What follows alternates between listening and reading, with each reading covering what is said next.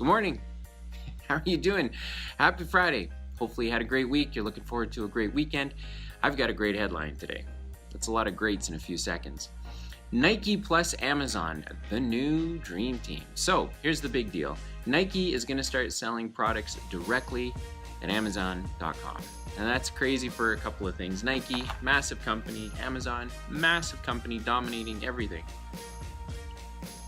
And just as an aside, it seems like Amazon is everywhere these days. I mean, not just these little vlogs I do every morning to kickstart my day, but they're kind of crushing it in the world. They're becoming. I think they're going to be like the new monopoly. There's probably going to be like an antitrust suit against them one day because they just control too much of too many things that make it to our house. Anyway, here's the idea. Nike says, look, the retail market is really tough. Our sales are dependent upon retailers selling our stuff, and so we're gonna look to do some other things. And so, hey, Amazon, what do you think about selling our stuff? So good win for Nike. Obviously, a massive win for Amazon because it adds another market of customers into the fold that may or may not be using Amazon right now, or it gives them the ability to sell more stuff to the people that are already using them. But for Nike, it's interesting to make this move because they built their business on retail. I mean, they sell their shoes, they go to shoe conferences, and if you, I recently read Phil Knight's book, Shoe Dog. It's amazing. Amazing. It just is. It's a great story, great company. Everything seems great today. Must be because it's Friday. Anyway. Every business is dependent, obviously, upon its avenues for acquiring customers and clients, and the strategies and the tactics that it uses for doing that. And so this particular piece just spoke to me about retailers. It continues to drive home the point that retailers, in my opinion, aren't being innovative or creative enough to figure out how to get that experience that the customer wants by providing, and ultimately providing the value that they want so they can earn the revenue that they used to earn. Retail is changing. That's fine. That's just how it goes.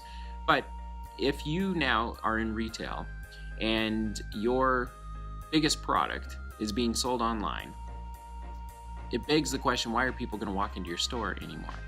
And I'm being very, very simplistic about it. I know there's other dynamics, but at the end of the day, that's kind of it, right? You're a retailer, and all of a sudden everything gets sold online. I remember when I was a young man, I worked at a record store that became a CD store, that became an accessories store, and ultimately doesn't exist today.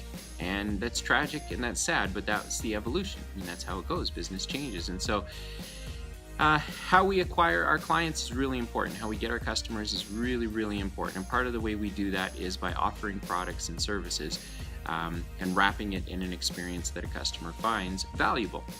So what happens if your products or your services, if you're a middleman and those products or services just go away? Well, that sucks. It does.